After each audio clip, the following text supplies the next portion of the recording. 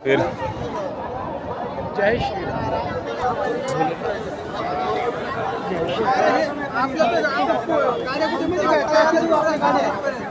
फिर जय श्री राम।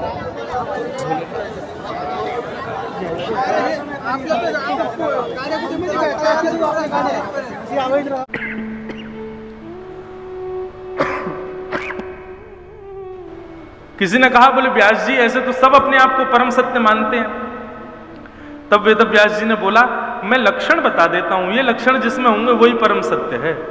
और लक्षण क्या है? जन्माद्यस्य तोन्वयादितरतः, जो जन्म और मृत्यु से इतर है। आपको एक कॉन्सेप्ट बिल्कुल क्लियर कर दें हम, पाताल से लेकर के और ब्रह्मलोक तक ये सब, इन सब का प्रलय होता है। मतलब प्रलय जब आएगा तो ब्रह्मलोक भी डूब जाएगा प्रलय में, केवल पृथ्वी डूबती ऐसा नहीं है। सूर्य चंद्र जितने ग्रह हैं, पाताल से लेकर के और ब्रह्मलोक तक जो कुछ भी है, ये सब प्रलयकालीन समुद्र में जाते हैं। इसका मतलब क्या है? प्रलय में इन सब का लय होने का मतलब यह है कि ये सब एक प्रकार से जीव ही हैं। बस हम लोगों की अवधि 60, 70, 80, 90, 100 वर्ष तक की है, इन सब की अवधि थोड़ी ज्यादा है, पर एक दिन नाश सबका होता है। तो इसका मतलब यह कि परम सत्य इनमें से कोई भी नहीं है। परम सत्य कौन है? बोले जन्माद, जन्म और मृत्यु से जो इतर है, जिसका कभी जन्म नहीं होता, जो कभी मृत्यु के बंधन में नहीं बंधता। एक और बात क्लियर करूं,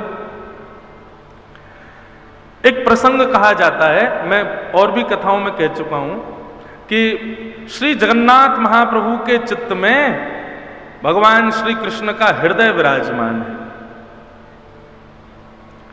ये बात, इसमें कोई दोहराए नहीं है कि जगन्नाथ जी के चित्त में ठाकुर जी का हृदय, हमारे राधारमण जी के चित्त में हृदय नहीं है, हमारे बिहारी जी भी, उनके चित्त में भी श्री कृष्ण है।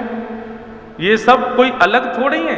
जितने भी कृष्ण स्वरूप विराजमान है, इन सबके चित्त में ठाकुर जी का हृदय विराजमान है। पर एक कथा और जोड़ के कही जाती है कि द्वारिकाधीश का जब पैर में बाण लगा तो उनको चिता पर रखा गया, अग्नि लगाई गई, उनका हृदय बहता। ये गलत है, ऐसा नहीं है। ठाकुर जी जन्म लेते हैं, ठाकुर जी प्रकट होते हैं, ठाकुर जी मातृ गर्भ में विराजते हैं, सब क्रिया होती है, पर हमारी तरह पंचभूत में मिलते हैं, ये परम सत्य है। ऐसा नहीं हो सकता कभी भी। श्री जगन्नाथ जी के चित्त में जीवित शालिग्राम विराजमान है, जो कि नील माधव भगवान ही हैं। पूर्व में वहां पर नील माधव भगवान विराजते थे, वहीं पास में ही राजा को दर्शन देते थे। एक दिन ठाकुर जी अदृश्य हो गए, राजा ने प्रार्थना की, तब ठाकुर जी ने आज्ञा दी कि नीम के वृक्ष के उससे ऐसे ऐसे हमारा स्वरूप बनाओ, और उस स्वरूप में तुमको जीवित शालिग्राम जो प्राप्त होंगे, ये मेरा ही स्वरूप, उनको विराजमान करना। 2 आषाढ़ के समय आएंगे, 2 आषाढ़ के महीने एक साथ आएंगे, कभी 15 वर्ष में भी होता है, कभी 35 वर्ष में भी होता है, तब नव कलेवर होगा, ठाकुर जी का नया स्वरूप बनेगा, और वही चित्त के शालिग्राम दोबारा उनमें विराजमान किए जाएंगे। कथा कुछ इस प्रकार है, थोड़ा विस्तृत हमने रखा है मन में भाव कि एक बार 3-4 दिन का केवल श्री जगन्नाथ रसामृत करेंगे, उसमें विस्तार से जितनी गुरुदेव की कृपा और वाणी में क्षमता होगी उतना कहेंगे। पर ठाकुर जी को कभी पंचभूत में मिलने वाला मत मानिए, नहीं, वो परम चैतन्य है। जन्माद्यस्य तोन्वयादितरतः, तो जो जन्म मृत्यु से परे है वो परम सत्य है। और क्या लक्षण बताया? बोले 4 थे स्वविज्ञ स्वराट, जो हर किसी से अविज्ञ है, अनविज्ञ नहीं है। अविज्ञ मतलब जो सबको जानता है। मैं आपके पास आऊं, आपको आकर के मुझे बताना पड़ेगा सिर दर्द हो रहा है, पर नहीं, ठाकुर जी को सब पता है, आपकी स्थिति क्या है, परिस्थिति क्या है, क्या आपके लिए उचित है, क्या आपके लिए अनुचित है, वो सब जानते हैं। वो अविज्ञ हैं, अनविज्ञ नहीं है। कई बार ऐसा होता है कि मानव कोई प्रार्थना करता है ठाकुर जी से, पर ठाकुर जी उसको पूर्ण नहीं करते। उस समय मानव ये सोचता है कि ठाकुर जी क्यों पूर्ण नहीं कर रहे, पर वास्तविकता यह है कि ठाकुर जी जानते हैं कि वो तुम्हारे लिए उचित नहीं है, इसलिए तुमको नहीं मिलेगा। जिस प्रकार मां अपने पुत्र से अविज्ञ होती है, अनविज्ञ नहीं है। पुत्र कहे ये खिला दो, ये पिला दो, ये दिला दो, अगर पुत्र की सारी मनोकामना मां पूरी करती होगी तो निश्चित है वो पुत्र बिगड़ जाएगा। लेकिन समय समय पर मां रोकती हो, जो चाहे वो न देती हो, ऐसे पुत्र का निर्माण अच्छा होता है। ठीक वैसे ही ठाकुर जी हैं, वो अविज्ञ हैं। कभी कभी मैं तो एक बात कथाओं में कहा करता हूं कि अगर आप जो मांगते हो ठाकुर जी से वो तुरंत आपको मिल जाता है, तो ये समझ लेना तुम बिगड़ने की कगार पे हो, बहुत जल्दी बिगड़ने वाला है आगे चल करके सब कुछ। लेकिन आप मांग मांग के हार गए, ठाकुर जी दे नहीं रहे हैं, तो ये समझियो कि बस अब कृपा है, ठाकुर जी आपके लिए कुछ अच्छा सोच के बैठे हैं, उसकी प्रतीक्षा करो।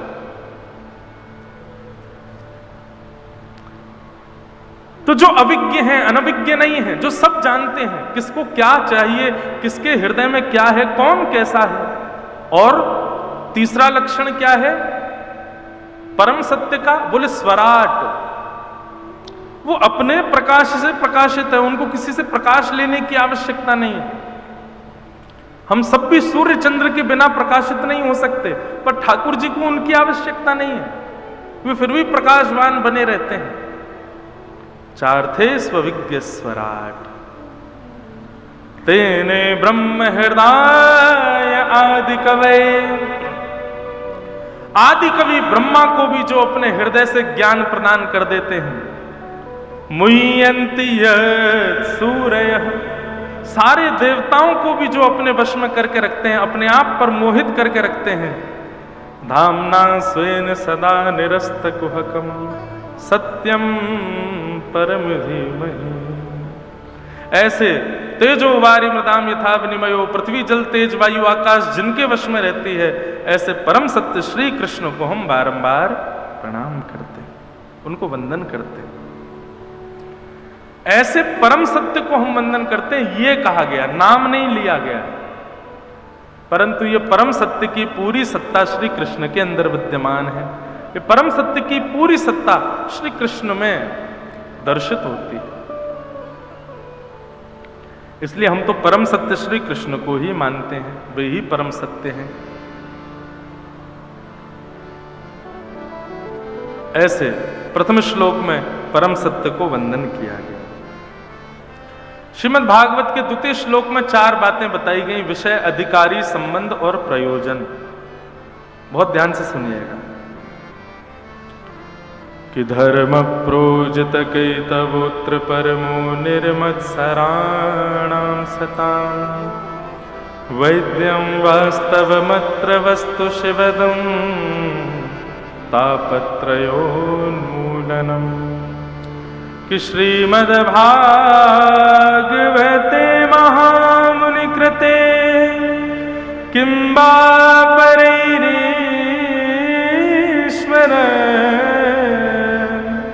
सद्यो हृद्यवरुध्यतित्रकृतभिः शुश्रूषुभिस्तत्क्षणात्। बहुत ध्यान से सुनिएगा। सबसे पहली बात, भागवत का विषय क्या है? तो कहते हैं धर्म प्रोचित कैतवोत्र परमो। सुनने वाले के चित्त में अभी क्या होता है कि आप कथा सुनते हैं, सुनने वालों की भी अलग अलग प्रकृति होती है। कोई किस लिए आया है, बोले हमारे जो आयोजक हैं वो हमारे रिश्तेदार हैं इसलिए आए हैं। कई लोग क्यों आए हैं, बोले राह से चलते हुए जा रहे थे, बोर्ड देखा तो आ गए। कई लोग क्यों आए हैं, बोले हमको थोड़ा अच्छा सा लगता है कथा सुनने में। कई लोग क्यों आए हैं, बोले जिज्ञासाएं हैं चित्त में, प्रश्न बहुत हैं, उनका उत्तर चाहते हैं। कई लोग क्यों आए हैं, ठाकुर जी की लीला, ठाकुर जी की कथा, इन सबको सुनने से ऐसा लगता है जीवन की सारी पीड़ाएं समाप्त हो गई। ये सब कारण हैं लोगों के आने की कथाओं में, पर वास्तविक में मूल कारण क्या होना चाहिए? तब कहते हैं धर्म प्रौजित कई तवोत्र परम। हमारे चित्त में परम धर्म की स्थिति प्रकट हो, उसके लिए कथा सुननी चाहिए। परम धर्म किसे कहते हैं?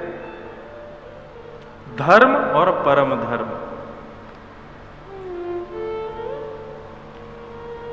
आप तन की स्थिति के लिए जो भी क्रियाएं करते हो वो सब धर्म कहलाती हैं, पर आत्म कल्याण के लिए जो क्रिया करते हो उसको परम धर्म कहते हैं। बहुत ध्यान से सुनिएगा। हम लोग एक हैं पर हमारी स्थितियां दो हैं। एक तो देह है जो सबको दिख रहा है, और ये देह इस पृथ्वी पर ही हमको मिला है, इस पृथ्वी पर ही रह जाएगा। पर एक जो चैतन्य इस देह के भीतर विराजमान है वो हमारी दूसरी स्थिति है, जो बदलता रहता है, कर्मानुसार अलग अलग स्थानों पर जाता रहता है। अभी हमारी स्थिति क्या है? अभी तक हम केवल इस देह को ही केंद्र में लेकर के जी रहे हैं। इसको खिलाना है, इसको पहनाना है, इसको श्रेष्ठ बनाना है। ये जहां से निकले लोग बाग कहें जय हो महाराज, सल्यूट करें, इसकी श्रेष्ठता बढ़ाने में लगे हैं। जब आप इसकी श्रेष्ठता बढ़ाने की क्रियाएं करते हैं वो धर्म कहलाता है। पर जब आप इससे परे होकर के इसके भीतर विराजमान जो वो चैतन्य आत्मा है उसके कल्याण का भाव रखते हैं, तब परम धर्म कहलाता है। समझ में आई बात? नहीं आई? श्रीमद् भागवत सुनने का विषय नहीं है बंधुओं। अगर सुनने बैठोगे कुछ समझ नहीं आएगा। ध्यान से सुनो और फिर उसका चिंतन करो कि क्या कहा गया है।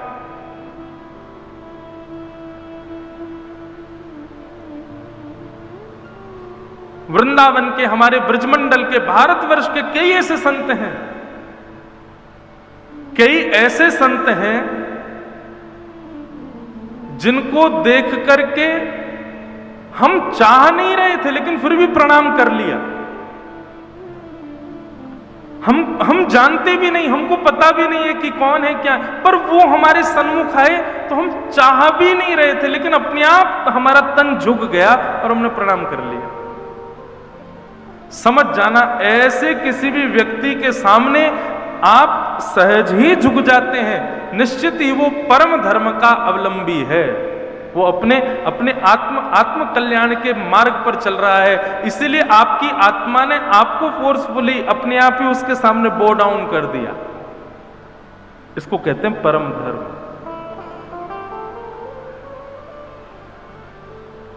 निश्चित है धर्म का पालन तो सब कर रहे हैं।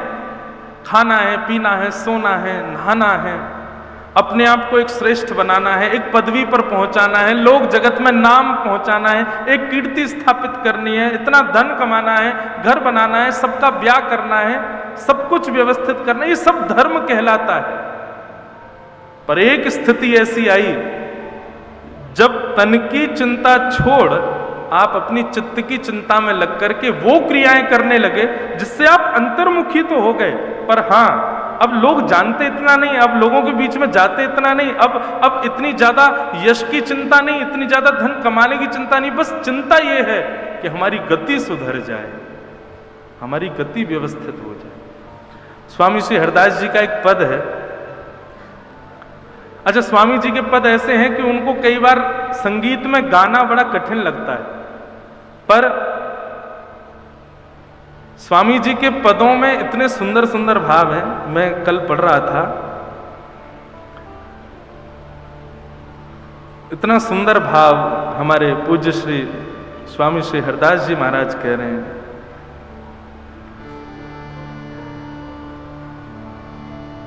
स्वामी जी कह रहे हैं, ठाकुर जी मेरी स्थिति और आपकी स्थिति क्या है? वैसे तो कोई मेल नहीं है, आप परमात्मा हो, मैं जीवात्मा हूं, लेकिन फिर भी एक बार को यदि हम दोनों की स्थिति तराजू में रखी जाए तो हम दोनों की स्थिति कैसी है? स्वामी जी कहते हैं, ए हरि मोसो न बिगारन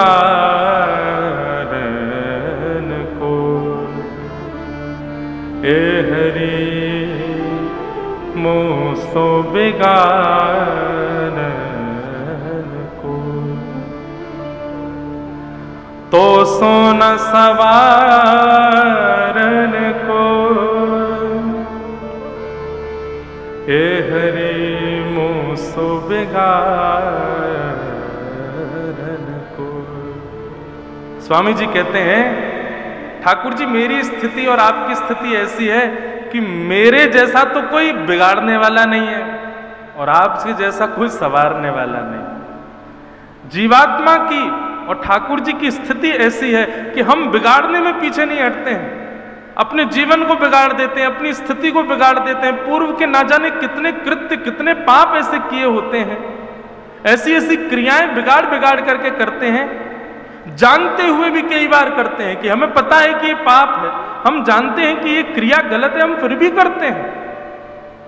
और ठाकुर जी आपकी स्थिति कैसी है? आप जानते हो कि ये सब बिगाड़ रहा है और अभी मैं सुधार दूंगा, ये फिर भी बिगाड़ेगा, लेकिन फिर भी आप संवारने में कोई कसर नहीं छोड़ते। ये मेरी और आपकी स्थिति है ठाकुर जी।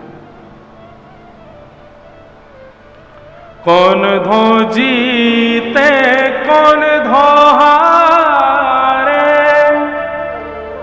पर बदी ना छोड़। स्वामी जी कह रहे हैं मैं बिगाड़ने में पीछे नहीं हट रहा हूं, आप संवारने में पीछे नहीं हट रहा हूं। चलो बाकी बिहारी जी नेक नेक दोनों में एक प्रतियोगिता है जाए, कौन जीतेगो कौन हारेगो। मैं बिगाड़ने में आगे बढ़ रहा हूं, आप संवारने में आगे बढ़ रहे हो, देखें तो सही कौन जीतेगो। पूरा पद गाने के बाद अंत में स्वामी जी कहते हैं कहीं श्री हरिदास हम जीते, कहीं श्री हरिदास हम जीते, हारे तुम तो न तोड़, हे हरि मोसो बेगारन को। स्वामी जी कहते हैं दोनों में प्रतियोगिता हुई, ठाकुर जी संवारने में भाग रहे हैं और हम बिगाड़ने में भाग रहे हैं। स्वामी जी अंत में कहते हैं लेकिन ठाकुर जी जीत हमारी ही हुई, हमने इतना बिगाड़ा, आपने हर पग पे संवारा, लेकिन फिर भी हमने बिगाड़ने में कोई कसर नहीं छोड़ी। विश्वास मानिए आप, निरंतर कथाएं सुनने वाला व्यक्ति तो ये बात जानता है ना कि क्या पाप है क्या गलत है, लेकिन वो फिर भी कर देता है, कभी कभी जानते हुए भी कर देता है, क्योंकि हमारा स्वभाव बिगाड़ने का बन गया है। निश्चित है यदि प्रतियोगिता हुई तो हम ही जीत जाएंगे, ठाकुर जी हार जाएंगे, ऐसी स्थिति है हमारी।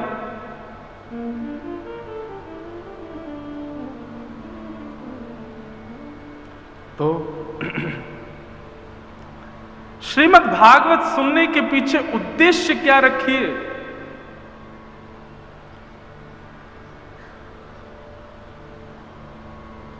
परम धर्म की प्राप्ति हो। अब बहुत हुआ, बहुत कर लिया इस तन के लिए हमने। तन के लिए केवल उतना कीजिए जितना पर्याप्त है। अब प्रयास कीजिए, चिंता कीजिए अपने भीतर विराजमान उस जीव तत्व की, उसका कल्याण हमको करना है। ये बुद्धि जिस दिन आपके चित्त में आ जाए, ये प्रयास करने की स्थिति आपके चित्त में जिस दिन आ जाए, बस समझ जाइए उसी दिन आपका कल्याण हो जाएगा। बस अब हमको हमारे इस चित्त को और नहीं भटकाना है, इस आत्मा के भटकाव से हमको बचना है। ये पुनरपि जननम पुनरपि मरणम पुनरपि जननी जठरे शयनम आदि आदि इन भावों से अब हमको निवृत्त होना है।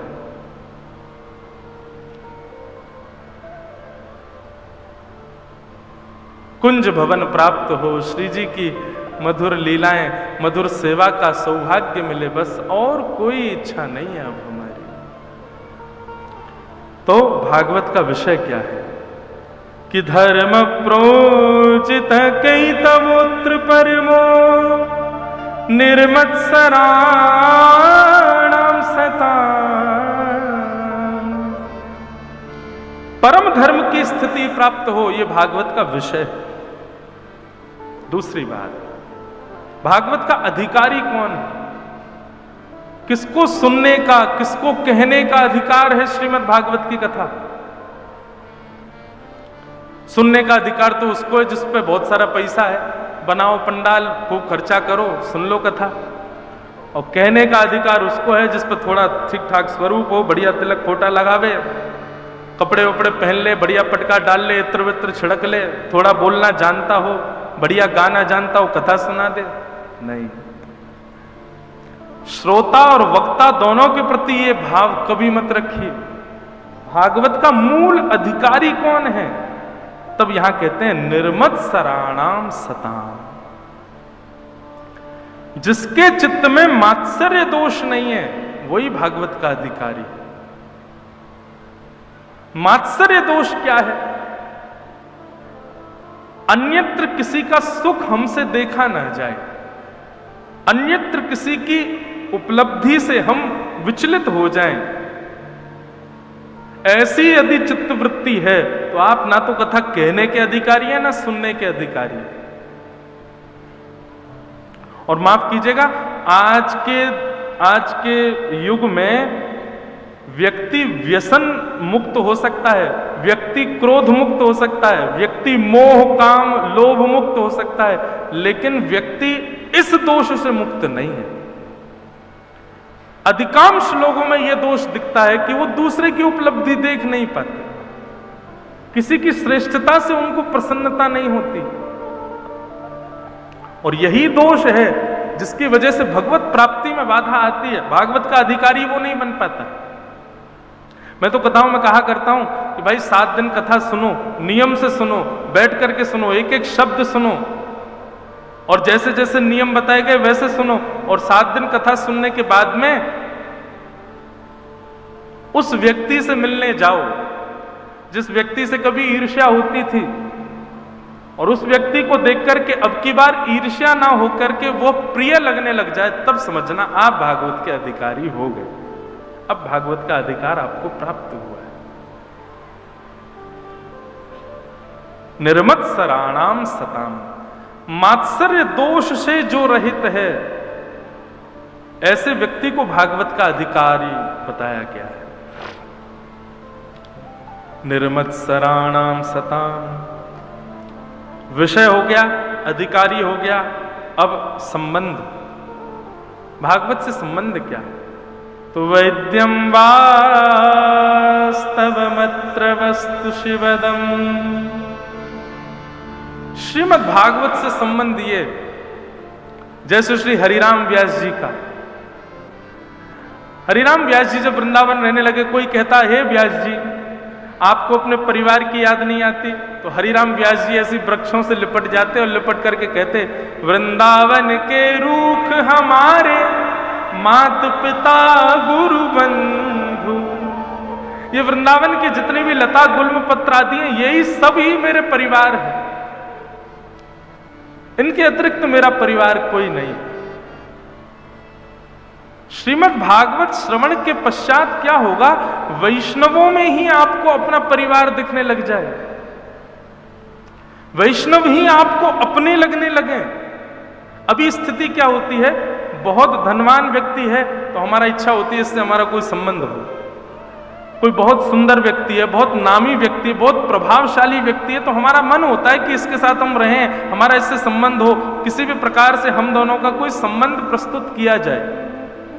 पर वैष्णव उल्टा होता है, वो प्रभावशाली धनवान व्यक्ति, सुंदर व्यक्ति आदि आदि इन लक्षणों से नहीं प्रभावित होता, वो एक ही विषय देख करके संबंध बनाता है, कृष्ण भक्ति प्रजायते, कृष्ण भक्ति है तो ये मेरा है, इससे मेरा संबंध है।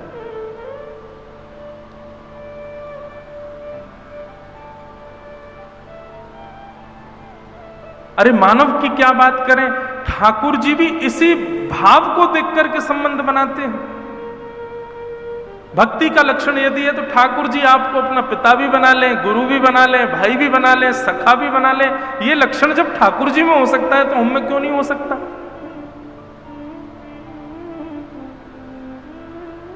वृंदावन के रसिकाचार्यों को, वृंदावन के रसिक जनों को ही अपना अपना अपना कोई ना कोई संबंधी मानो। और संबंधी क्या, अपना मानो। ये हमारे हैं,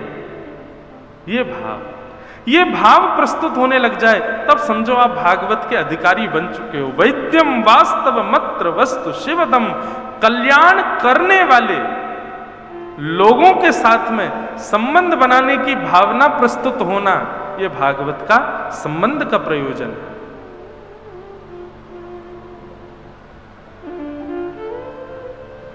कोई मीराबाई को अपनी बहन माने, गोस्वामी तुलसीदास जी महाराज को अपने काका माने, सूरदास जी महाराज को अपनो भाई माने, इसी प्रकार रसिक जनन को ही अपनो सर्वस्व मान करके अपनो जीवन यापन करे।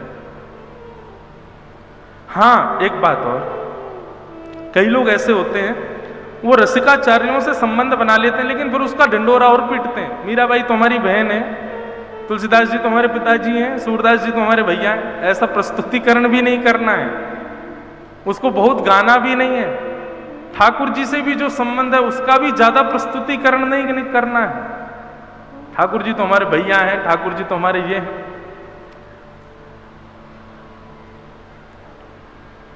अयोध्या में श्री कनक बिहारी जी हैं, जैसे हमारे वृंदावन में वृंदावन बिहारी जी, ऐसे अयोध्या में श्री कनक बिहारी लाल। तो कनक बिहारी जी जो थे, उनकी बड़ी मधुर मधुर कथाएं हैं। एक संत थे, वो वशिष्ठ कुल गोत्रीय थे, तो वो राम जी को अपना शिष्य मानते थे। एक वैष्णव रहते थे अयोध्या जी में, उनके कोई भाई बहन नहीं थे। बचपन में उन्होंने पूछा, सबके भाई होते, मेरे कोई भाई बहन नहीं है। तो उनके माता जी ने ऐसे सहज भाव से कहते, बोले राघव जी तुम्हारे भैया हैं और छोटे भैया हैं तुम्हारे। तो तब से ही राम जी को अपने छोटे भाई मानने लगे। रोज जाते इसी भाव से ही मिलने जाते कि मैं बड़ा भाई हूं, ये मेरे छोटे भाई हैं। कुछ दिन तक तो जाते रहे, लेकिन उनका भाव इतना प्रगाढ़ हो गया कि अब स्थिति ये हो गई कि जब वो मंदिर में जाते थे, किसी ना किसी रूप में बगल में बैठी हुई राम जी के श्री किशोरी जी या तो अपनो घूंघट आगे कर लेती, या फिर अपने आगे की जो दो पल्ले में किवाड़ होवे ना मंदिर के गर्भगृह की, तो वह किवाड़ को फेर देती। कैसे भी ना कैसे करके, जैसे बहू है ना, छोटी है, हमारी जेठ जी हैं, जेठ के सामने थोड़ा ना मुख ढकना चाहिए, तो सियाजू उस संबंध का निर्वहन करके उनको बताती हैं। एक दिन पुजारी जी भूल गए। अब तो थोड़े और आगे जब लीला बढ़ी, थोड़े बड़े हो गए, तो सबको पता चल गया कि भैया ये बड़े भैया के रूप में आते हैं और सियाजू इनके सामने संकोच करती हैं।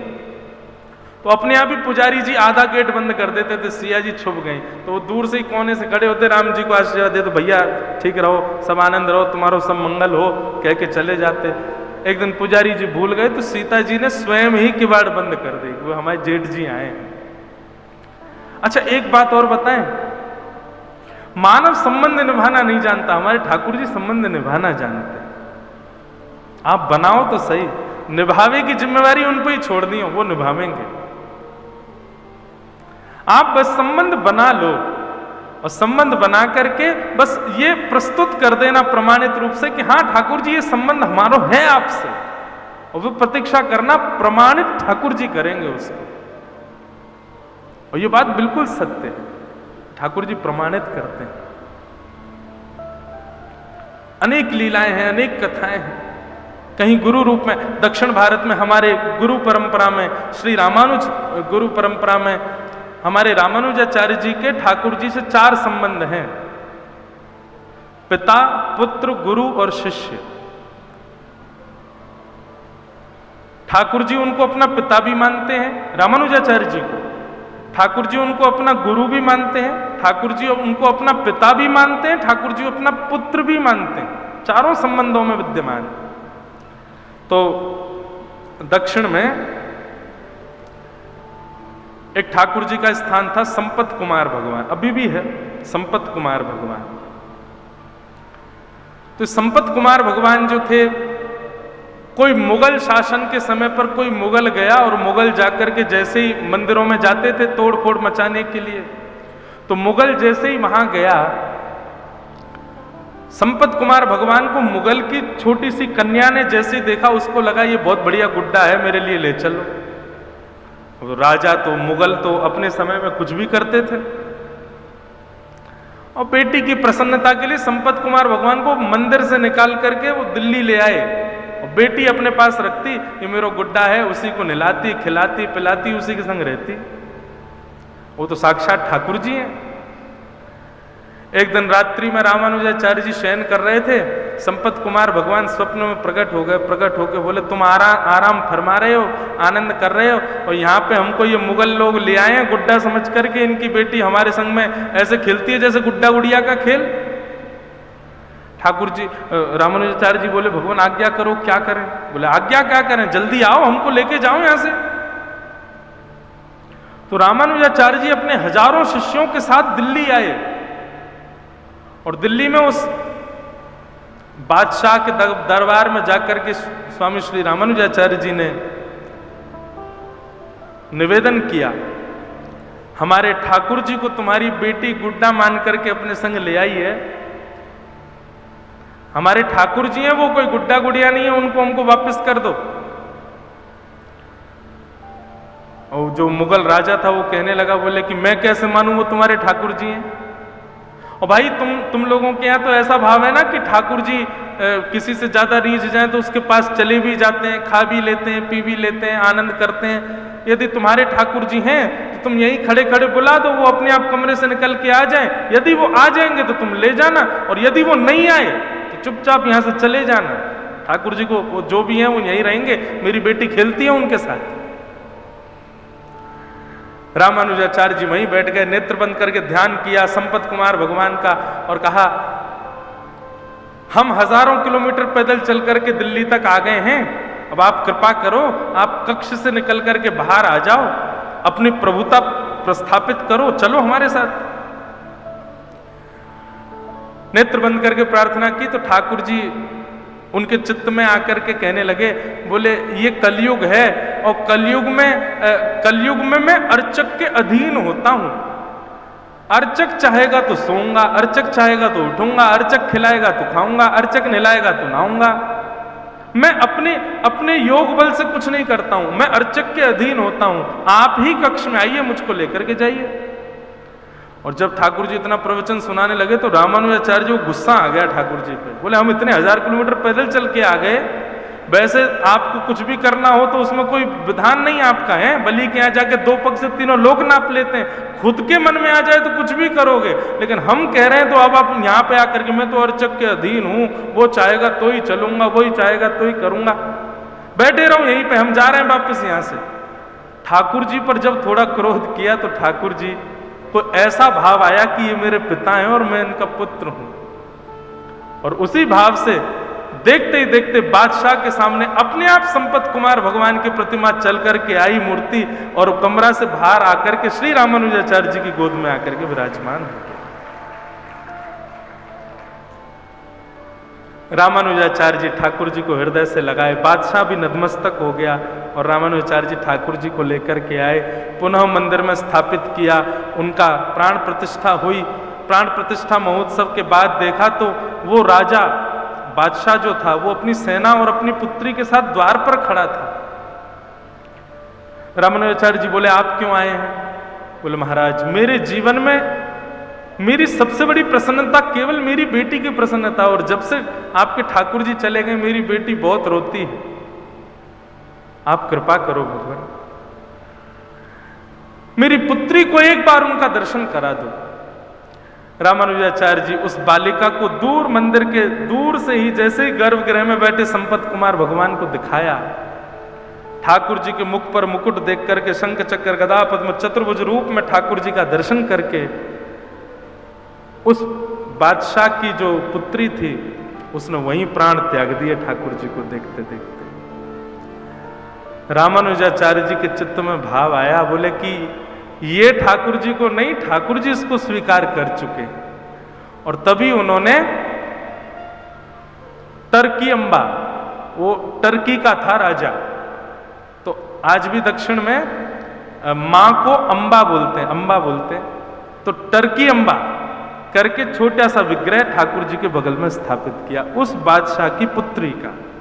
और आज भी साल में एक दिन आता है, उस दिन ठाकुर जी का उस कन्या से विवाह होता है और ठाकुर जी उस दिन पठानी कपड़े पहनते हैं, क्योंकि वो टर्की के बादशाह की पुत्री है।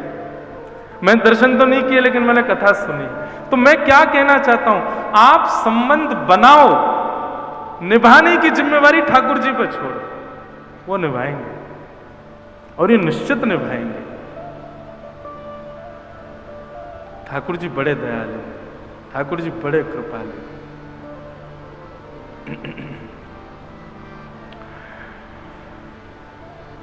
तो वैद्यम वास्तवमत्र वस्तु शिवदम तापत्रयोन्मूलनम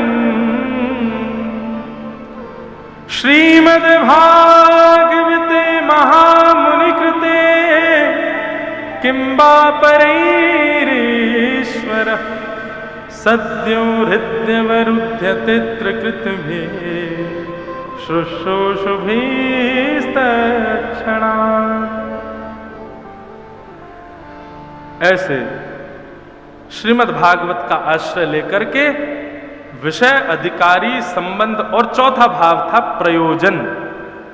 प्रयोजन क्या है? बोले तापत्रयोन्मूलनम। एक बात बहुत ध्यान से सुनिएगा, आप यदि स्वयं को वैष्णव मानते हैं, आप यदि स्वयं को भक्तों की गणना में गिनते हैं, तो आपकी स्थिति ऐसी होनी चाहिए, तापत्रयोन्मूलनम। मतलब फिर जितने भी ताप हैं, उन तापों से आपको संकट नहीं होना चाहिए, आपको पीड़ा नहीं होनी चाहिए। बंधुओं, भक्त का मतलब केवल भेषधारी हो जाने से नहीं होता है। भक्त का मतलब बहुत कथाएं और बहुत अध्ययन करने मात्र से नहीं हो जाता है। आपके स्वभाव में दिखना चाहिए कि आप भक्त हैं। और स्वभाव में सबसे सुदृढ़ता क्या है, क्या दिखना चाहिए? कैसी भी स्थिति परिस्थिति हो, आपको उससे कोई फर्क ना पड़े, तब समझो कि आप वैष्णव। माफ कीजिएगा, दाल खाते समय यदि नमक कम आपको पता चल जाता है तो आप भक्त नहीं हो। रोटी पाते समय आपके मन में ये भाव आ जाता है, अरे राम राम ठंडी सी हो गई है, तो समझो अभी आप भक्त नहीं हो। रबड़ी खाते समय यदि आपको इतना भान हो जाता है कि इसमें मिठास कम है, तो अभी आप भक्त नहीं हो। मैंने तो केवल जीव की बातें करी है, प्रत्येक इंद्रिय के प्रति यह भाव होना चाहिए। चलो देखो, अब आप कहोगे महाराज खुद तो 2 AC लगा के बैठे, हमको समझा रहे हैं। आके देख लो, इनमें से हवा कुछ नहीं आ रही है, बल लगे हुए हैं ये। पर सत्य बताएं, गर्मी का अनुभव कब तक होता है? जब तक कथा शुरू नहीं हो जाती। जैसे ही बोलना प्रारंभ करते हैं, उसके बाद सही बता रहे हैं, हमको पता ही नहीं चलता कि यहां से हवा आ रही थी कि नहीं, कहीं से पसीना आ रहा था। और तो और क्या बताएं, हमको संसार में सबसे ज्यादा भय केवल एक वस्तु से लगता है, और मैं काम कर रहा हूं कि उस भय से मैं जल्दी निवृत्त हो जाऊं। और वो भय है, मुझको छिपकली नहीं दिखनी चाहिए, बस वो अगर दिख जाए तो मैं। लेकिन व्यासपीठ पे कई बार वो भी दिखी है, और कथा करते करते ये मॉनिटर रख रहे थे, इसके ऊपर ही बैठी थी, 4 घंटा बैठी रही, और मैंने कथा करी प्रेम से। ये बात तो अनुभव में आई कि जितनी देर भगवत सन्निधि में रहते हैं, उतनी देर संसार का भय हो, संसार का सुख हो, संसार की किसी भी प्रकार की व्यवस्था, अवस्था, अव्यवस्था आपको विचलित नहीं करती है। परंतु भगवत संबंधी नहीं, हर स्थिति में हम ऐसे हो जाएं, हमको किसी भी प्रकार की किसी भी अव्यवस्था व्यवस्था से कोई प्रभाव हमारे ऊपर ना हो, तब समझो हम भक्त हैं, हम वैष्णव हैं। तब समझो भक्ति अब आ रही है। हाँ, इसका मतलब ये नहीं है कि प्याज लहसुन नहीं खाते, कहीं प्याज लहसुन का मिले तो महाराज जी तो कह रहे थे कुछ फर्क नहीं पड़ना जी, खा लो, ऐसा नहीं। हाँ, तामसिकताएं जो हैं, दूषित वस्तु जो है, भगवत निवेदित जो वस्तु नहीं हो सकती, उनसे तो बचना ही है। पर किसी भी प्रकार की स्थिति आपके चित्त को हिला ना सके, आपके चित्त को विचलित ना कर सके। तापत्रयोन्मूलनम, ये तो मैंने व्यवस्था और आदि आदि वस्तुओं की बात की, पर जीवन में आने वाले संकटों का भी ज्यादा प्रभाव नहीं। जैसे कि हमारे श्री कुंभन दास जी, अष्ट सखा श्री कुंभन दास जी, मेरे को बहुत प्रिय लगते हैं श्री कुंभन दास। कुम्मनदास जी के जीवन चरित्र में वर्णन आता है कि कुम्मनदास जी तिलक जब करते थे ना, उनके पास आरसी नहीं थी, शीशा नहीं था। एक कठौते में जल भरते और जल में छाया देखते अपने मुख की, तब तिलक लगाते थे, तब स्वरूप करते थे। कुम्मनदास जी इतने दुर्बल थे कि उनके पास बैठने के लिए अच्छा वाला आसन नहीं था। गायों को खिलाने वाली घास फूस आदि जब सूख जाती, उसी से ही सुंदर कुशा का एक आसन बनाते, उस पर बैठते थे। कुम्मनदास जी की स्थिति ऐसी थी कि राजभोग तो मंदिर में पाते थे, पर साईं के प्रसाद की कोई ठिकाना नहीं होता था कि घर पे बन पाएगा क्या। ऐसी स्थिति में श्री कुम्मनदास जी थे, लेकिन कभी भी अपने चित्त से ठाकुर जी से शिकायत करी हो, कभी नहीं। निरंतर भजते थे ठाकुर जी को।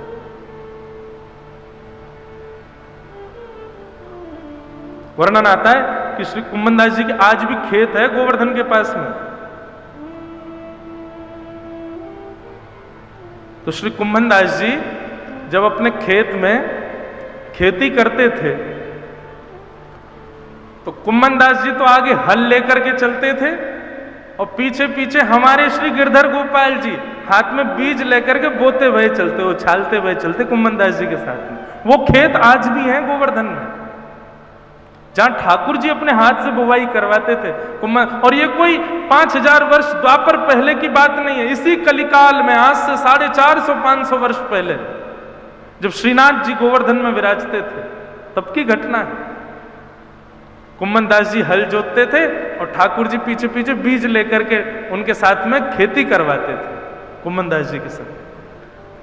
अब सामान्य मानवीय दृष्टि से देखो तो कुम्मनदास जी के पास में भोजन को अन्न नहीं है, कुम्मनदास जी के पास बैठने को आसन नहीं है, कुम्मनदास जी के पास देखने को शीशा तक नहीं है।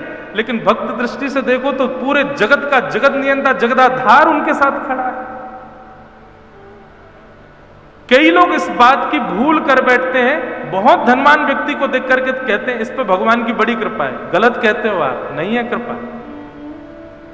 ठाकुर जी की कृपा धन के रूप में कभी नहीं होती। ठाकुर जी की कृपा बाह्य दिखने वाली व्यवस्थाओं से कभी नहीं होती है। ठाकुर जी की कृपा आपके स्वभाव से होती है। आपका स्वभाव यदि सुंदर है तब समझो हाँ ठाकुर जी ने कृपा कर रखी है इस पर। इसका स्वभाव देखो, व्यवहार देखो, इसकी बुद्धि की सरलता देखो, सहजता देखो, निर्मलता देखो, तब समझो ठाकुर जी की कृपा है।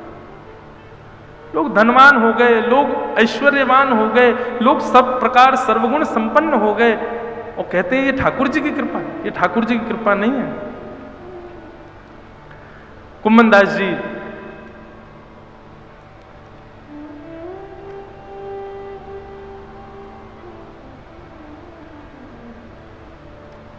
खेती करते, ठाकुर जी पीछे लिए लिए उनके साथ खेती करवाते। इतने में ही साय के 4 साढ़े 4 बज गए और ठाकुर जी के उत्थापन दर्शन का घंटा बजने लगा मंदिर में। ठाकुर जी वहीं खड़े हैं कुम्मनदास जी के साथ। ठाकुर जी वहीं खड़े, संध्या का दर्शन का घंटा बजने लगा मंदिर में और कुम्मनदास जी हल आदि छोड़ करके दौड़े और कुआं से जल्दी जल निकाला, अपने पांव धोने लगे, हाथ पोंछने लगे, मुख पर जल डालने लगे। ठाकुर जी बोले, ए कुम्मना क्या कर रहा है? ए सुनना रे, मंदिर को घंटा बज गो, दर्शन करवे जाऊंगा।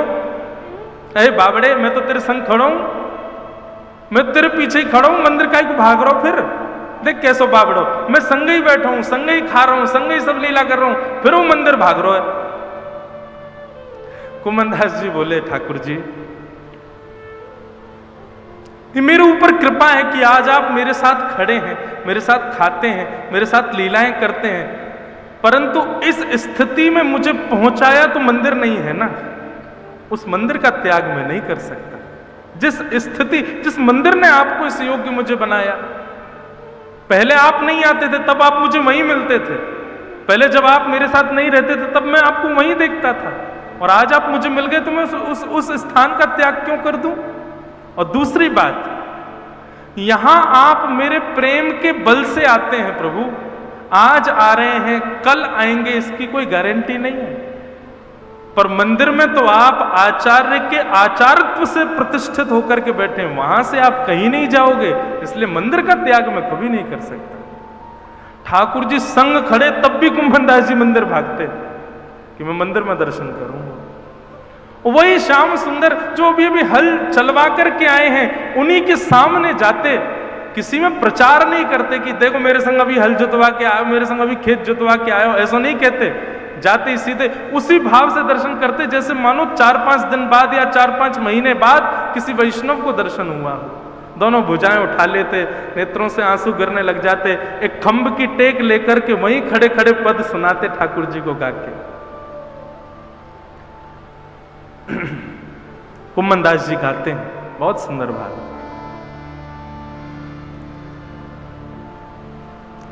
नैन पलक लागे नहीं रूप देख, नैन पलक लागे नहीं रूप देख। कितने सुंदर हैं ठाकुर जी कि एक बार जब श्याम सुंदर दिखते हैं ना, तो ये आंखों की पलकें जो हमारे वश में नहीं होती हैं, हमारी जितनी भी इंद्रियां हैं सब हमारे वश में है। हम जब चाहते हैं ये इंद्रियां तब वही क्रिया करती हैं, परंतु नेत्रों के जो ये पलक है ना, ये हमारे वश में नहीं। हम सोच के कभी पलक नहीं झपकते, अपने आप होती रहती हैं, ये हमारे वश में नहीं होती। लेकिन कुंभन दास जी कहते हैं जिस दिन श्याम सुंदर आपको वास्तव में दिख गए, आप चाहोगे भी ना तो भी आपकी पलक झपक नहीं पाएंगे, ऐसा है उनका रूप।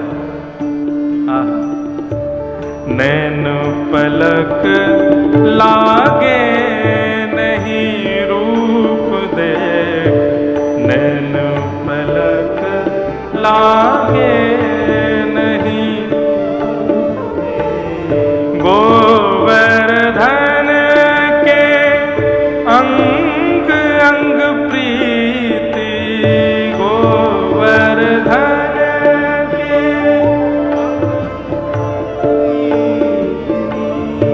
गोवर्धन के अंग अंग प्रति, गोवर्धन के अंग अंग प्रति। निरखी नैन मन रहत नहीं,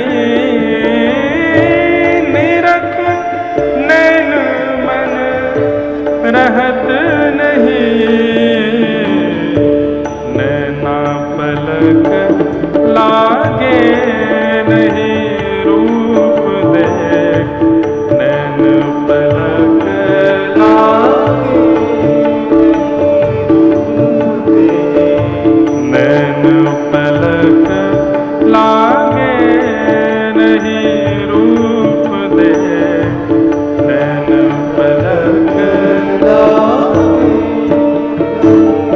बंधुओं, कभी कभी इन पदों को पढ़ते हैं तो हमको लगता है कि हमने तो दर्शन किया ही नहीं अभी तक। हम राधा रमण जी का दर्शन करने जाते हैं और चंद मिनटों में दर्शन करके फिर निकल भी आते हैं। इसका मतलब क्या है? कुंभन दास जी जिस स्थिति का वर्णन कर रहे हैं, ये स्थिति हमारे साथ तो कभी घटी ही नहीं है। नैन पलक लागे नहीं रूप देख, गोवर्धन के अंग अंग प्रति, निरख नैन मन रहत नहीं। इसी भाव का वर्णन श्री प्रहलाद जी महाराज करते हैं। जब नृसिंह भगवान ने पूछा कि तुमको मेरे रूप से डर नहीं लगता, तब प्रहलाद जी कहते हैं ठाकुर जी मैंने पहले से ही विचार किया था कि जिस दिन आप आओगे, आपके पैर के नख से लेकर के आपके मुख तक एक एक रों का दर्शन करूंगा। पर क्या करूं भगवान, जब से आप पधारे हो ना, मेरे नेत्र आपके पैरों से ऊपर जा ही नहीं पाए। मैं जब से आप आए हो आपके चरणों को ही देख रहा हूं ठाकुर जी। आपके चरण ही इतने सुंदर हैं कि उनसे नेत्र में हटा नहीं पा रहा हूं। या तो बंधुओं हम लोगों ने अभी तक ठाकुर जी को देखा नहीं है, हमारी स्थिति वैसी भई नहीं है। अगर है जाती ना तो ये पद जो हम गा रहे हैं ये हमारे साथ घटता।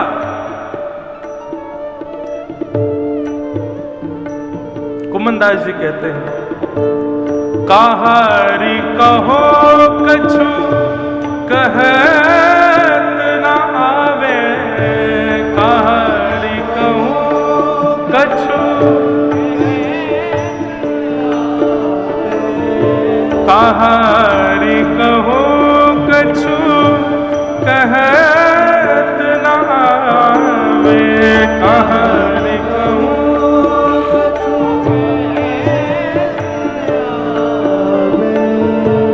चित चुरायो वह मांग दही, चित चुरायो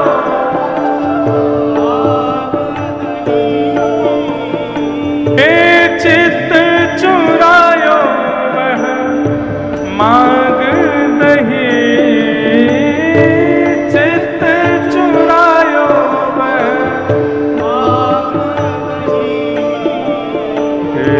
नैन पलक लागे नहीं रूप देख, नैन पलक लागे नहीं, नैन पलक लागे नहीं रूप देख, नैन पलक लागे।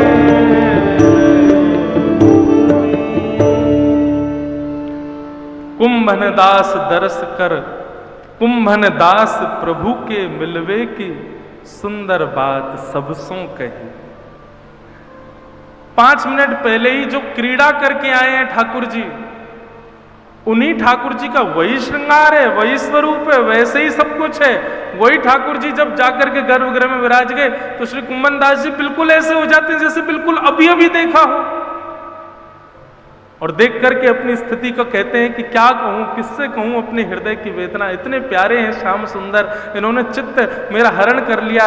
इतने सुंदर सुंदर रों हैं ठाकुर जी के, ऐसे सुंदर सुंदर अलकावली, ऐसे सुंदर अंग हैं ठाकुर जी के कि एक अंग को भी एक जीवन पर्यंत देखो तो भी कम पड़ जाएगा, ऐसे सुंदर है श्याम सुंदर। कुंभन दास जी का प्रसंग हमने क्यों उठाया था? कुंभन दास जी की भक्ति सुन ली, और कुंभन दास जी की स्थिति क्या थी कि घर में तिलक लगाने को शीशा भी नहीं है, बैठने के लिए आसन भी नहीं है, प्रसाद पाने के लिए अन्न भी नहीं है। वो है श्री कुंभन दास। लेकिन कभी भी अपनी स्थिति के चलते ठाकुर जी से कभी याचना की हो या अपनी स्थिति की उनको पीड़ा कभी हुई हो, ऐसा कभी नहीं हुआ। इसको कहते हैं तापत्रयोन्मूलनम। हमें अपनी पीड़ा दिखाई देती है, अपनी पीड़ा समझ आती है, अपनी पीड़ा का अनुभव होता है और ठाकुर जी से कहने की इच्छा होती है, तो अभी आप भगवदीय नहीं हुए हो। ये प्रेम का स्वभाव तो संसार में भी है कि जिससे हम बहुत प्रेम करते हैं ना, वो सन्मुख यदि आ जाए तो हम छुपाते हैं कि हम पीड़ा में, उसको नहीं बताते। तो फिर ठाकुर जी को क्यों बताते हैं? तापत्रयोन्मूलन। और यदि पीड़ा अपनी दिखती है, बहुत पीड़ाओं का अनुभव होता है, तो आइए भागवत जी की शरण में, यही करेंगे आपको, तापत्रयोन्मूलन। फिर अनुभव नहीं होगा।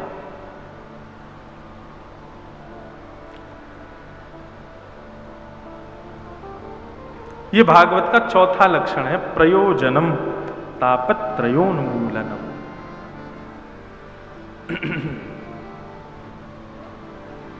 वृंदावन में कई ऐसे रसिक संत हैं, एक दो उनको तो मैं भी जानूं, वो मधुकरी पाकर के प्रसाद मधुकरी लेकर के और मधुकरी पाते हैं। और मधुकरी भी ऐसे नहीं पाते कि गए आपके यहाँ और मधुकरी लेकर के आए तुरंत पा ली, नहीं।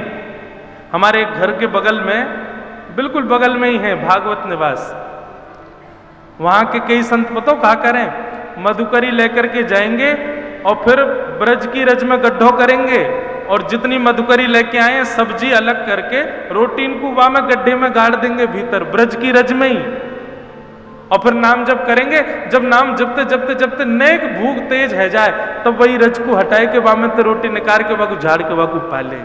ऐसी मधुकरी पामे। हम लोग कर सके ऐसा?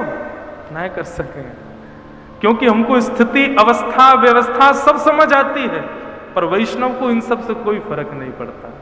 वो हर स्थिति में रह लेता है, हर स्थिति, हर व्यवस्था, हर अवस्था उसके लिए समान हो जाती है। बहुत व्यवस्थित कर दो तो प्रसन्न नहीं होगा, बहुत अव्यवस्थित कर दो तो दुखी नहीं होगा, वो सम ही रहेगा दोनों अवस्थाओं में। तापत्रयोन्मूलनम्। श्रीमद्भागवते महामुनि कृते किं वा परैरीश्वर सद्यो हृद्यवरुध्यते त्रिकृतिभिः शुश्रूषुभिस्तत्क्षणात्। ये सारे लक्षण प्रदान करने की सामर्थ्य है श्रीमद् भागवत। तो भागवत की कथा भैया इन इन लक्षणों की प्राप्ति के लिए श्रवण कीजिए। कौन कौन से लक्षण बताए? बताते तो हम बहुत सारे हैं, आप लिखा करो। अब कब मन में कौन सा भाव आ जाए? अभी अभी 4 बताए। सबसे पहला, धर्म छोड़ परम धर्म की स्थिति होना। दूसरा बताया, मात्सर्य दोष से रहित होना। तीसरा बताया, भगवत वैष्णवों में ही अपने संबंधों को देखना। और चौथा बताया, किसी भी प्रकार की स्थिति में सम हो जाना। मैं तो एक बात और कहूं, कथाओं में कहा करता हूं कि श्रीमद् भागवत और भक्ति मार्ग क्या है? बोले एनेस्थीसिया का इंजेक्शन है। आपको लग गया फिर सुनने है जाओगे, फिर पता नहीं चलेगी का हेरो है का ना हेरो, कौन हमते कछु कह गयो, कोई ने हमते कछु बुरो बोल दियो, याने मुझको गारी दई, याने मेरो सम्मान कियो। अब सुनने है गए तो फिर सम्मान करे तो अच्छो नहीं लगेगा, बुराई कर दे तो बुरा नहीं लगेगा। एक प्रकार से यही समझ लीजिए कि भक्ति मार्ग सुन्न करने का इंजेक्शन है। सुन्न ना भय हो तो समझो अभी आपको बढ़िया से सही नस में इंजेक्शन लगो नहीं है, अभी तक आपने कथा सुनी नहीं है, यही समझ लो। हर स्थिति में सम होना सीख जाओ। और एक बार बात और कहें, अनुकूल स्थिति में सम होना सामान्य बात है, प्रतिकूल स्थिति में सम होकर के दिखाओ। जहां आपके अनुकूल नहीं है अवस्था व्यवस्था, वहां सम होकर के दिखाओ।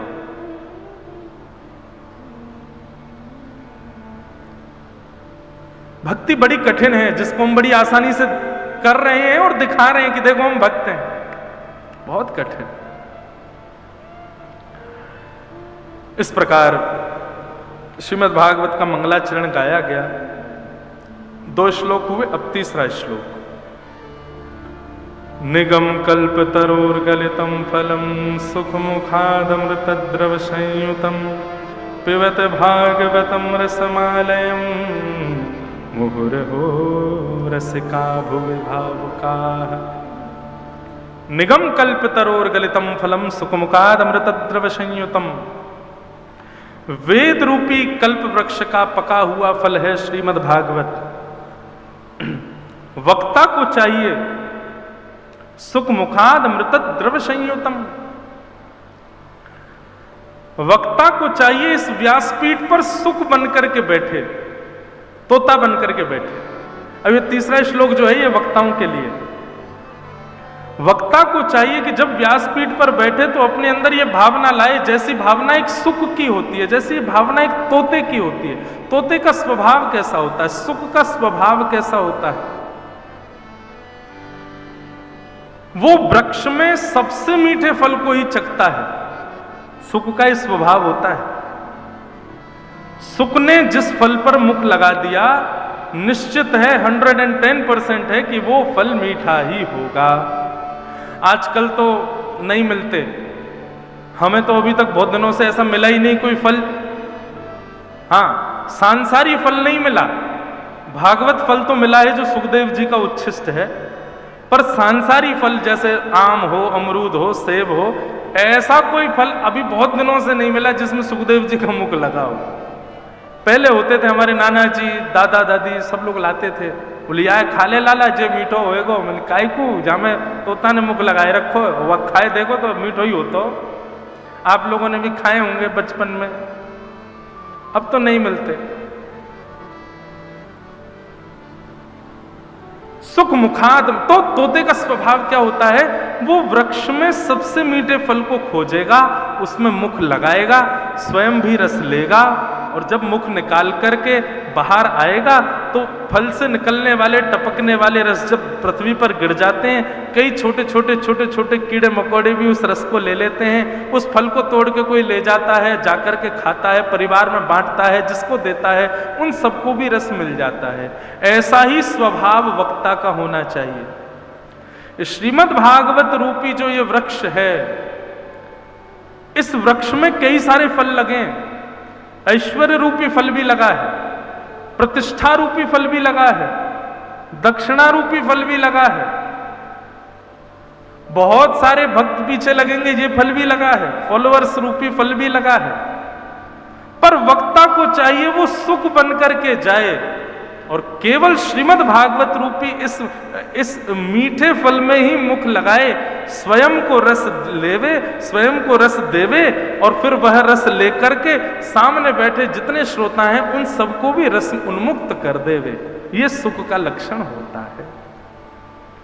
व्यासपीठ से कई सारे फल मिलते हैं, उन फलों के पीछे ना जाए, केवल भागवत रूपी फल को ही अपनाए कि सुख मुखाद्रमृतद्रव संयुतम। सुख बनकर के व्यासपीठ पर बैठे, और श्रोताओं को क्या करना है, सुख बनकर के जब वक्ता कथा सुना रहा हो तो सुने ना, तो पिबत भागवतम रसमालयम मोहर हो रसिका भुवि भावुका। इस भागवत की कथा को सुने ना, पिए पिए। सुनने में और पीने में अंतर क्या है? सुनी हुई वस्तु कभी कभी विस्मृत हो जाती है, भूल जाते हैं, पर पी हुई वस्तु अपना असर आपके तन पर जरूर दिखाती है। चाहे औषधि को ले लीजिए, चाहे घी को ले लीजिए, चाहे मदिरा को ले लीजिए, चाहे किसी भी पेय पदार्थ को ले लीजिए, जिसको आप पियोगे वो आपके तन को लगेगा, दिखेगा आपके तन से कि हां इसने इस वस्तु का सेवन किया होगा।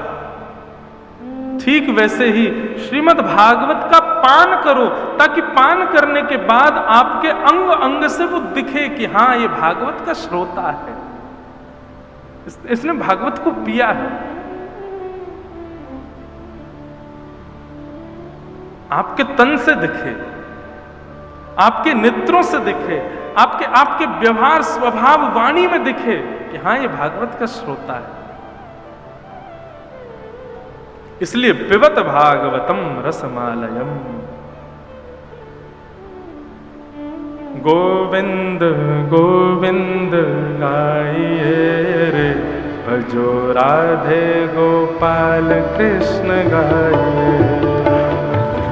गोविंद गोविंद गाइए रे, भजो राधे गोपाल कृष्ण गाइए। गोविंद गोविंद गाइए रे, भजो राधे गोपाल कृष्ण गाइए। गोविंद गोविंद गाइए रे, भजो राधे गोपाल कृष्ण गाइए। गोविंद गोविंद गाइए रे, भजो राधे गोपाल कृष्ण गाइए रे। गोविंद गोविंद गाइए रे, भजो राधे गोपाल कृष्ण गाइए। हे मुरली मनोहर गाइए रे, भजो राधे गोपाल कृष्ण गाइए रे। मुरली मनोहर गाइए रे, भजो राधे गोपाल कृष्ण गाइए।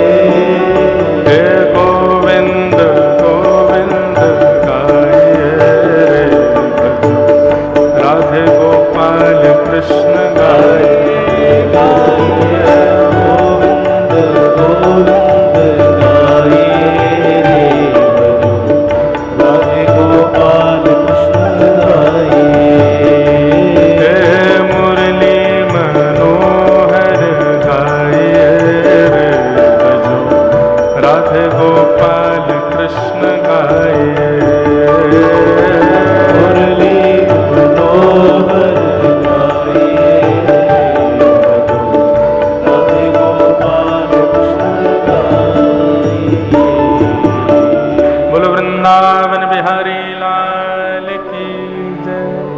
श्री राधा रमण लाल की, सद्गुरुदेव भगवान की।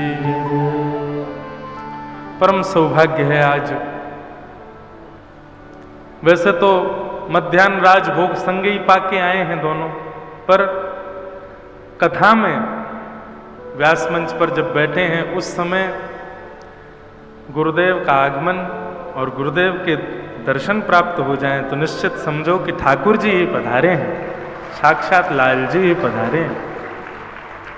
हमारे पूज्य आत्मा के गुरुदेव और तन के पिताजी दो संबंधों से एक रूप में विराजमान, हमारे लिए तो श्यामा श्याम ही है। हमारे पूज्य गुरुदेव भगवान के जो श्वेत वस्त्र हैं ये किशोरी जी, और जो कालो पटका है ये ठाकुर जी हैं। दोनों श्यामा श्याम ही विराज रहे हैं। ऐसे श्यामा श्याम के रूप में पधारे पूज्य गुरुदेव भगवान, जिनकी कृपा से दास को कुछ कहने का, कुछ अपनी टूटी फूटी वाणी से बस कुछ भी बोलने का जो ये भाव मिला है, जिनकी कृपा से मिला है, ऐसे गुरुदेव भगवान आए। आपके श्री चरणों में बारंबार प्रणाम।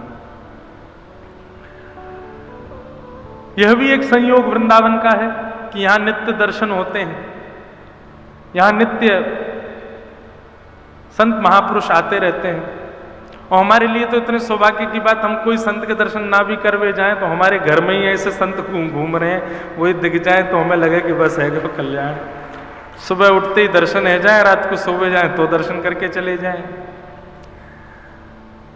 और इतने सहज भाव में ये संबंध मिला है कि शिष्य के नाते आज्ञा का पालन भी होता है और पुत्र पिता के नाते जो है वाद संवाद भी होता है दोनों।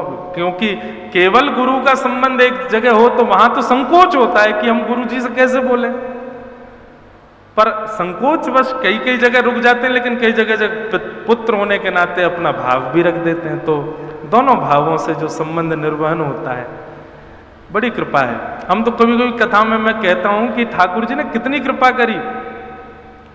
पहली कृपा करी मानव बनायो, दूसरी कृपा करी ब्रजवासी बना दियो, और तीसरी कृपा करी कि ब्रजवासी में हूं कोई कहीं भी ब्रज में दे देते जन्म, वृंदावन में ही जन्म दियो। और हमारी जन्मभूमि भी यही है, 200 मीटर आगे एक हॉस्पिटल है, वो हॉस्पिटल वो बंद है, वो दिखे शराब हॉस्पिटल अभी खुला है। मैं तो गया ही नहीं, 27 वर्ष पहले जन्म लिया, उसके बाद कभी नहीं गया उसमें। पर हाँ, जब भी वहां से निकलता हूं प्रणाम कर, मैंने कि यही मेरी जन्म स्थली है। तो जन्म भी मिला तो ब्रज में मिला, ब्रज में भी वृंदावन में मिला। ठाकुर जी देखो इतने में भी रुके नहीं, और कृपा करी सो ठाकुर जी के घर में जन्म दियो है। ऐसे घर में जन्म दियो जहां जन्म लेते ही सबसे पहले कानन में श्रीमद् भागवत के श्लोक ही गूंजे होंगे।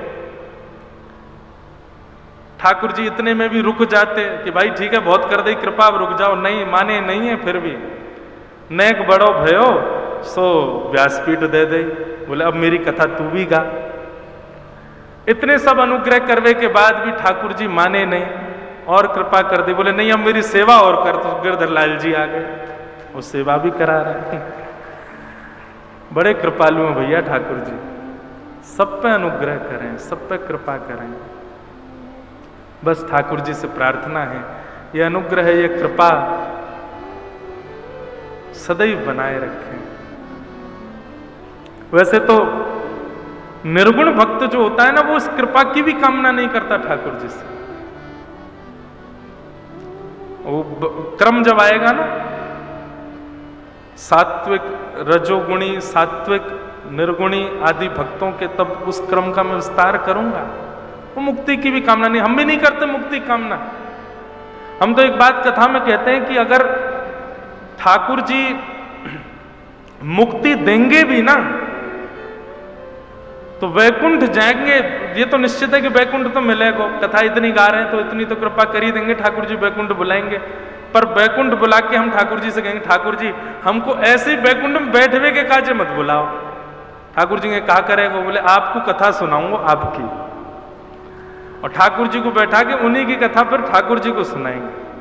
हम सत्य बताएं, हमारी यही इच्छा है कि श्यामा श्याम सामने बैठे और उनकी कथा उनको सुनाई जाए। अभी तो हम लोग विचार करें अपने मन में कि ठाकुर जी ने ऐसे किया होगा, ऐसे किया होगा। वहां तो कथा कहते कहते पूछ लूंगा, श्री जी बताइए ठाकुर जी ने ऐसा किया हो।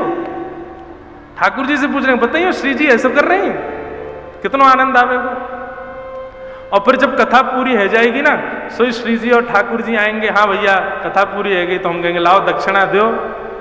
ठाकुर जी कहेंगे लो दक्षिणा। हमने की दक्षिणा हमारे मन की होनी चाहिए।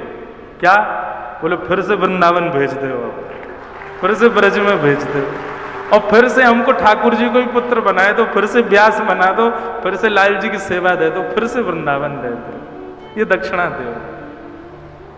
हमने पहले ही सोच रखी है क्या करना है। आप सब भी सोच के रखो, आगे को कहाँ नियम बनाना है। ये भजन वजन से मुक्ति तो मिलेगी, लेकिन ठाकुर जी मिलेंगे तो कहाँ करोगे, उनसे बैठ के कैसे चर्चा करोगे, कहाँ भाव रखोगे। सब गोपनीय रखो, थोड़े थोड़े भाव, हमारी तरह नेक नेक भाव ही बताओ, बाकी सब तो अंतरंग भाव रखो, गोपनीय रखो। कैसे कैसे करोगे।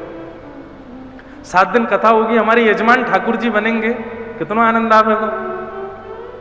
ठाकुर जी तिलक करवे आए करेंगे मंच पे, जैसे यजमान आते हैं, माला पहनाए करेंगे, फिर आरती किया करेंगे भागवत जी की। कैसे देखो करेंगे ठाकुर जी। इन सब कथाओं का एक ही फल चाहिए कि हमको शाम शाम को कथा सुनानी है, वो कथा सुने।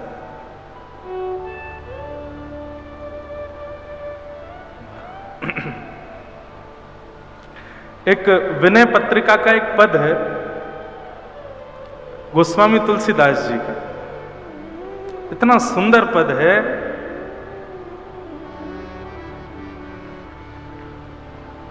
भक्त के अंदर भी तनिक चतुराई होनी चाहिए।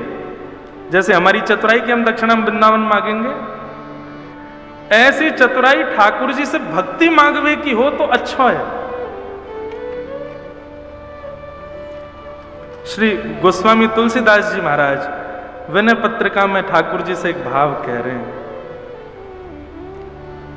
हरि जी तुम बहुत अनुग्रह कीन्हो, हरि जी तुम बहुत अनुग्रह कीन्हो।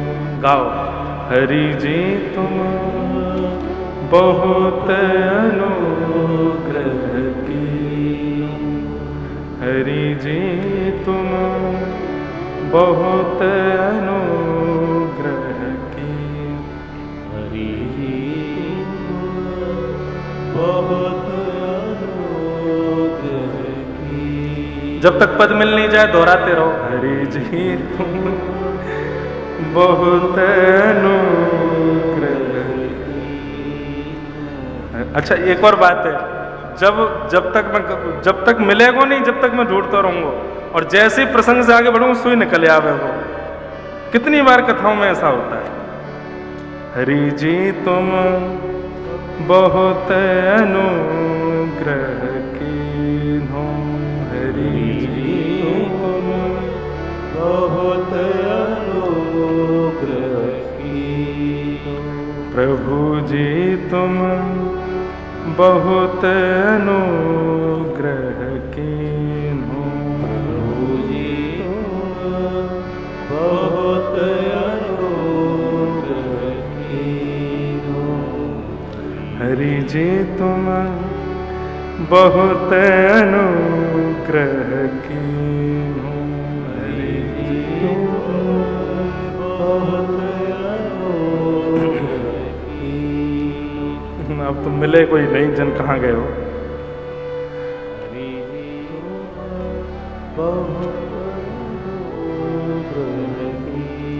लो भैया एक पंडित आपने ढूंढ के दो यहाँ में से, तब तक हम आगे को प्रसंग कहें।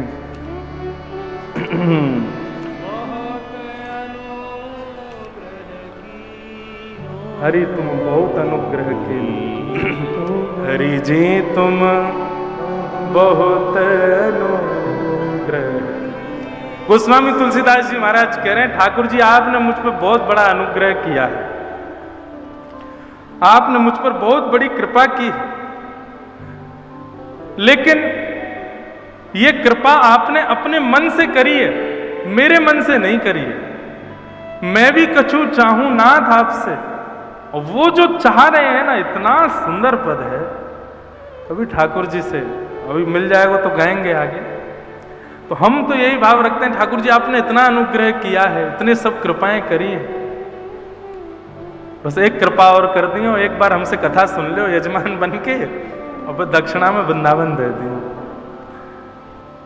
बधाई में दीजो श्री ब्रज धाम, बधाई में दी। देखो दूसरों पद गाती मिल गए हो ना। ये ठाकुर जी की लीला है भैया। साधन धाम विबुध दुर्लभ तन, साधन धाम विबुध दुर्लभ तन, मोहि कृपा कर दीन हो, मोहि कृपा कर दीनो। हरि जी तुम बहुत अनुग्रह कीन्हो, हरि जी तुम बहुत अनुग्रह। ठाकुर जी आपने मुझ पर कितनी बड़ी कृपा करी। साधन धाम विबुध दुर्लभ तन। आपको पता भागवत में ठाकुर जी कहते हैं सबसे ज्यादा दुर्लभ क्या है संसार में। लोग कहते हैं कि हम पर भगवान की कृपा नहीं है। ठाकुर जी श्रीमद् भागवत कहते हैं नृदेह माध्यम सुलभ, नृदेह माध्यम सुलभम सुदुर्लभम, प्लवम सुकल्पम गुरु कर्ण धारम, मयानुकूले नभस्वते ऋतम, पुमान भवाब्धिम न तरेत्स आत्मा। इस संसार में सबसे ज्यादा दुर्लभ यदि कुछ है, सबसे ज्यादा कठिन यदि कुछ है, तो वह है मानव शरीर प्राप्त होना। हमको वो मिला हुआ है। कृपा तो उसी समय हो गई जिस दिन ठाकुर जी ने विचार कर लिया कि इसको मानव बनाना है। मानव जन्म मिलने का मतलब, मैं कथाओं में इसको एक शब्द में अंकित करता हूं, मौका मिला है, अवसर मिला है, निकल लो। ये निकलवे को अवसर है, ये निवृत्त होने को अवसर है। ठाकुर जी ने आपको चुना है मानव बना करके कि भाई अवसर दे रहा हूं, बच लो हो सके तो। साधन धाम विबुध दुर्लभ तन, मोहे कृपा कर दीनो। गोस्वामी जी कहते हैं ठाकुर जी आपने मुझे ये मानव तन दिया, इतना परिश्रम करके भी जो मानव तन नहीं मिलता आपने मुझे दिया। इस कृपा के लिए मैं कोटि हूं मुख कही जाए ना प्रभु के, कोटि हूं मुख कही जाए ना प्रभु के, एक एक उपकार। अगर करोड़ों मुख से भी मैं ठाकुर जी के उपकार का वर्णन करूं कि आपने मुझ पर कितनी कृपा करी, तो भी मैं नहीं गा पाऊंगा। अच्छा एक बात कहें, अति भक्ति चोरे लक्षण, अति भक्ति चोर का लक्षण होता है। ये गोस्वामी जी इतनी बड़ी बड़ी बातें कर रहे हैं, बोले ठाकुर जी आपने बड़ी कृपा करी मुझ पर, और जो है मुझको मानव तन दिया, आपने इतना अनुग्रह मेरे ऊपर किया, आदि आदि ये सब जो भाव कह रहे हैं, इसका मतलब गोस्वामी जी कोई जरूर कोई चतुराई भरी बात अभी कहने वाले हैं आगे। गोस्वामी जी कह रहे हैं आपने बड़ी कृपा की। ठाकुर जी बोले पॉइंट पे आओ, आप कहना क्या चाहते हो, इतनी हमारी प्रशंसा क्यों कर रहे हो आप। तब गोस्वामी जी कहते हैं तदपि नाथ कछु और मांगे हूं, तदपि नाथ कछु और दीजो परम उदार, दीजो परम उदार। नाथ आपने कृपा बहुत की है, लेकिन मैं फिर भी आपसे कुछ मांगना चाहता हूं। हे कृपालु, आप कृपा करके मुझको ये वस्तु दे दीजिए। ठाकुर जी बोले मांगो क्या चाहिए। तो फिर गोस्वामी जी एक स्थिति बता रहे हैं, क्या विषयवारी मन मीन भिन्न नहीं, विषयवारी मन मीन भिन्न, होत कबहू पल एक, होत हाँ ताते सहो विपत्ति अति दारुण, ताते सहो विपत्ति अति दारुण, जन्मत योनि अनेक, जन्मत योनि। हे नाथ, जिसके कारण अनेक योनियों में भटकना पड़ता है, जिसके कारण बार बार पाप का भागी बनना पड़ता है, उसका मूल कारण क्या है? बोले क्या कारण है बताओ? बोले विषय रूपी एक तालाब है। ध्यान से सुनिए, विषय रूपी एक तालाब है, विषयवारी, और उस विषय रूपी तालाब में मेरी मन रूपी मछली घूम रही है। समझ रहे हैं? काम, क्रोध, लोभ, ईर्ष्या, द्वेष, अभिनिवेश, अहंता, ममता, चिंता, संसार के आकर्षण करने वाली वस्तुएं, ये सारे विषय हैं। ये विषय रूपी तालाब है, इसमें हमारा मन भटक रहा है, मन रूपी मछली घूम रही है ठाकुर जी। ठाकुर जी बोले अच्छा, विषय रूपी तालाब में तुम्हारी मन रूपी मछली घूम रही है, हमको क्या करना है? कृपा डोरी वंशी पद अंकुश, परम प्रेम मृदु चारो, परम प्रेम मृदु। एह विधि वेधि हरहूं मेरो दुख, एह विधि वेधि हरहूं मेरो दुख, कौतुक राम तिहारो, ओ कौतुक हरि जी तुम बहुत अनुग्रह कीनो, हरि जी तुम बहुत अनुग्रह कीनो। हे ठाकुर जी, इस विषय रूपी तालाब में मेरी मन रूपी मछली भटक रही है, कभी किसी विषय में जाके टकराती है, कभी किसी विषय में उलझ जाती है, कभी किसी विषय के आश्रय में आ जाती है। ठाकुर जी आप एक कृपा कर दो। बोले क्या करूं? बोले आप जिस प्रकार मछली पकड़ने वाला एक व्यक्ति एक लंबे से बांस पर डोरी लगा करके उसमें कांटा फंसा करके तालाब में फेंकता है और फेंक करके तब तक बैठा रहता है जब तक मछली आकर के उस कांटे से अटक ना जाए, जैसे ही उस कांटे में आकर के मछली अटक जाती है, तुरंत वो मछली पकड़ने वाला व्यक्ति तुरंत बांस को पीछे खींच लेता है और रस्सी में फंसी हुई मछली को बाहर निकाल लेता है। ठीक वैसे ही ठाकुर जी मेरी मन रूपी मछली जो है विषय रूपी तालाब में फंसी हुई है, मेरे प्रयास करवे में यहां से बाहर नहीं आ रही है। आप आओ, अपनी कृपा रूपी डोर डाल करके और बैठे रहो, विषय रूपी तालाब में अपनी कृपा रूपी डोर डाल के बैठे रहो।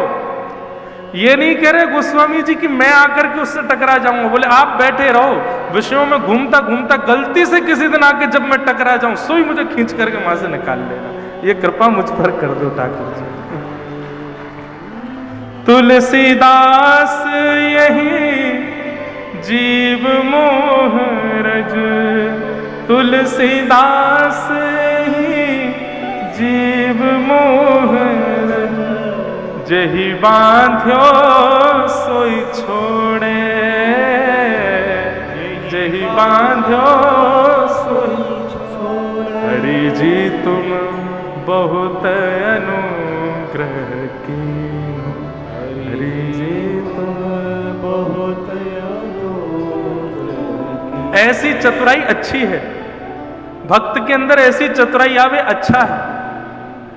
जैसे वहां केवट की चतुराई है, यहां गोस्वामी जी की चतुराई है।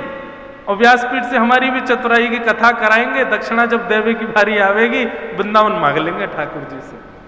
इतनी चतुराई अच्छी है भक्तों की। अब गोस्वामी जी की चतुराई क्या? गोस्वामी जी कह रहे हैं मैं कोई प्रयास नहीं करूंगा इस मन को विषय से निकालने का, मैं तो इन विषयों में ही घूमूंगा। आप आओ, और आकर के अपनी कृपा रूपी डोर डाल करके, जैसे एक मछली पकड़ने वाला इंतजार करता है, प्रतीक्षा में बैठा रहता है कि मछली कब फंसेगी, कब फंसेगी, कब फंसेगी। और ठाकुर जी कितना तत्पर बैठता है वो। मछली आकर के जैसे ही फंसती है, उसको जरा सा आभास होता है कि मछली फंस गई, तुरंत निकाल लेता है कि कहीं दोबारा नहीं भाग जाए। ऐसे ही ठाकुर जी मेरा मन विषय में घूमता घूमता घूमता घूमता किसी दिन आपकी कृपा की डोर से फंसे भी ना, स्पर्श मात्र हो जाए, आप तत्परता रखना, तुरंत निकाल लेना मुझे विषय से, अपने चरणों में ले लेना नाथ। ऐसे गोस्वामी जी, इतनी चतुराई अच्छी है। वैसे तो मैं कहता हूं कि भक्तों को चतुर नहीं होना चाहिए, सीधा होना चाहिए, सरल होना चाहिए, सहज होना चाहिए, पर जब अपनी कृपा पे बात आ जाए तो इतनी चतुराई अच्छी है। ऐसी प्रिय चतुराई भी भागवत जी प्रदान करती हैं। ऐसी प्रिय लगने वाली चतुराई जिससे ठाकुर जी भी वश हो जाएं, वो भागवत जी की कृपा से ही आता है, वो भागवत जी के अनुग्रह से ही संभव होता है। तो इसलिए पिबत भागवतम रसमालयम मुहुर्हो रसिका भुवि भावुका। भागवत की कथा को सुनो मत पियो।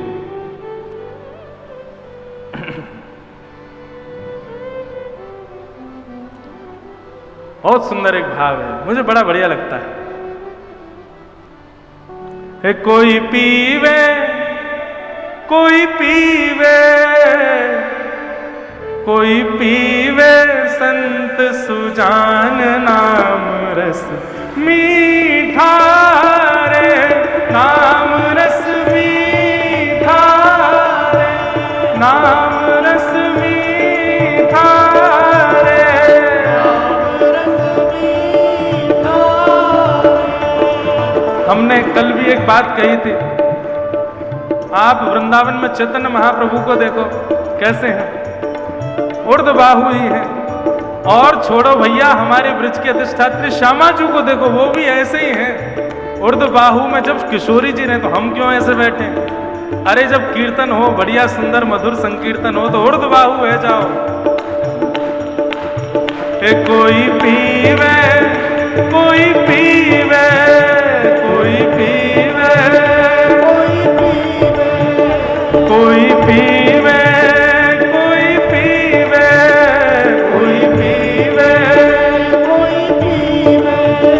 कोई पीवे संत सुजान नाम रस मीठा रे, नाम रस मीठा रे, कृष्ण रस मीठा रे, कृष्ण रस मीठा रे, श्यामा जो रस मीठा रे, नाम रस मीठा रे, नाम रस मीठा। बोलो भक्त वत्सल भगवान के।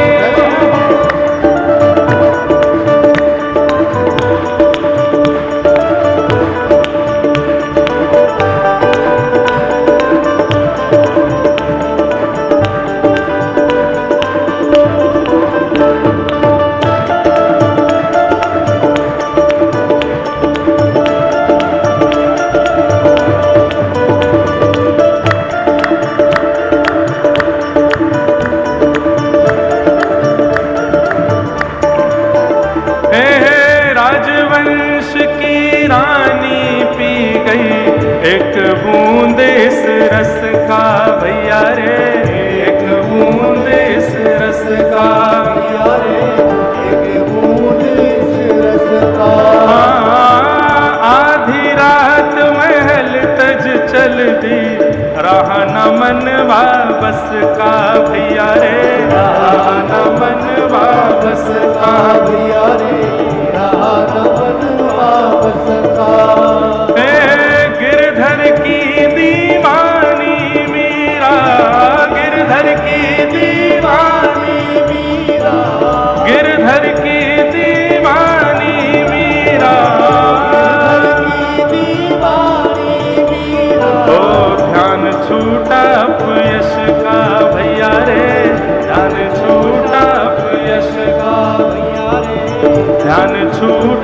यश का भैया रे, याद छुपा यश का। ओ बन बन डोले श्याम दीवानी, बन बन डोले श्याम दीवानी, हाँ बन बन डोले श्याम दीवानी, बन बन डोले श्याम दीवानी। क्यों लाग्यो नाम का चस्का, नाम